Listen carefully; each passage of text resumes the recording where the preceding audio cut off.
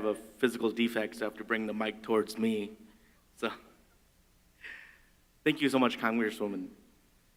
So, the next person that we will bring up to speak has made history. History not only for Minnesota, but history for all of the Hmong people. Tante nola kuyo cha tumong halon zi tomong. Nu che itu kenu yo otopavat. Trong da ku Hmong nho trong bla te sư nu che itu ku chu shi tao I yang pavat. Trong da ya ku Minnesotans lay St. Paul. Thế she tu tante nola nu ya pe itu chang go Hmong. Nu ya pe itu mo itu nhang. Nu ya ilai na mo bing sự mo lu rình mo lu yao lu cứ hà mo chèn hà tàu mo co ua tàu lu cầu tông cầu hậu một trồng bê cho lên số tu tận đây nó là cô yêu một hồ cho mẹ luôn trường bê thẳng Mayor elect Khaoly Her.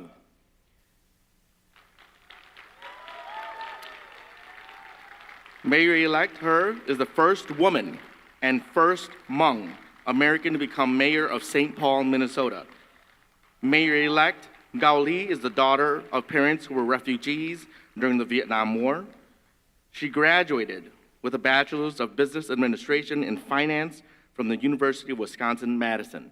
She went on to even strengthen her education with a master's of business of administration from Northeastern University. And then she continues on her educational route. She is currently a doctoral candidate as well. She has represented District 64A in the House since 2018. Mayor-elect Khaoly continues to fight for equitable education, advocate for affordable health, and fight for criminal justice reform. Please stand and welcome with the most warmth that this room could ever have for Mayor-elect Khaoly Her.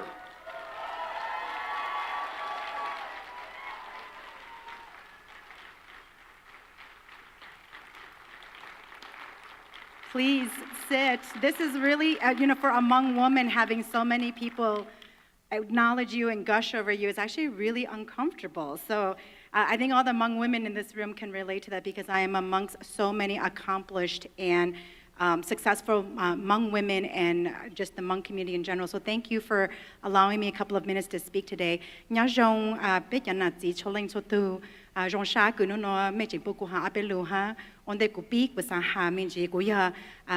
title of Mayor-elect and State Representative are titles, but I'm actually and I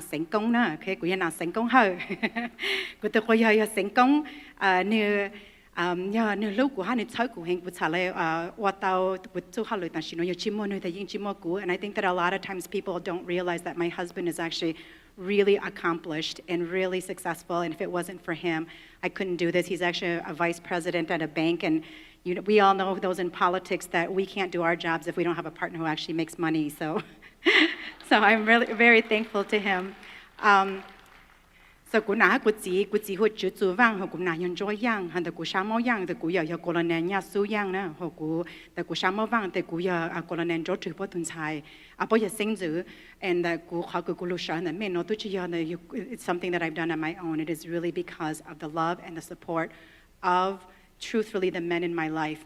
But I also want to make sure that as we talk about celebrating the 50th year and this accomplishment that I am standing before you and speaking about, that I don't want to ever forget the Hmong women who were at home taking care of their families when the men were off at war fighting. I grew up hearing stories of my grandmother and what she had to do to take care of the family, and when my grandfather was away, what she had to do to hold their home down. That I grew up listening to my grandmother, the Vang side, where my grandfather passed away and was my grandmother, that had to raise her children, and she never remarried because it was so important for her that she maintained the relationship with her own children and helped raise them. That I am actually here because of the strength of the women that have been a part of my life, and I hope that we never forget that. And when people asked me about this race and if I thought about doing this, that was it something that I'd always planned? And I said, truthfully, I never thought about being the mayor of St. Paul.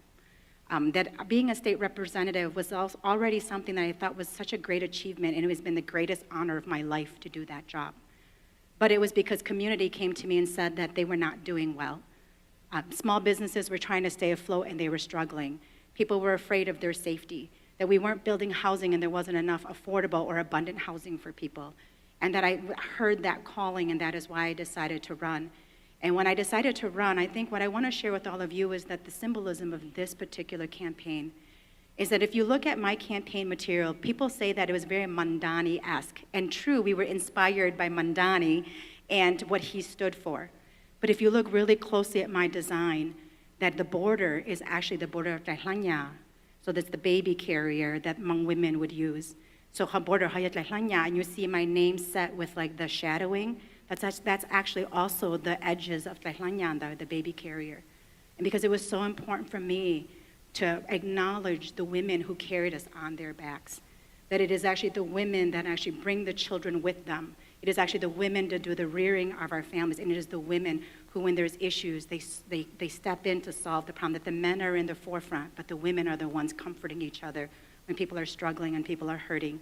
And so when I heard that St. Paulites were struggling and they were hurting, the call of me being a mother, the call of me being a woman, I strapped on that baby carrier and I said, it is my turn to carry everyone else. Thank you. That it is on their backs that I carry all of their hopes and their dreams, their burdens, their sorrow, that it is an honor to do that. And I will say that what is beautiful, the Hmong culture that we take with us into the next 50 years, is that the reason we are who we are is that it is an honor to carry people's burdens and their sorrows and their hopes and their dreams. I think sometimes in America, in this individualistic society, we think about ourselves and what it is we're trying to do, and when we ask people to think about other people, it feels like a burden. But what Hmong culture has taught me is that it is never a burden, that it is truly love for each other that brings us forward.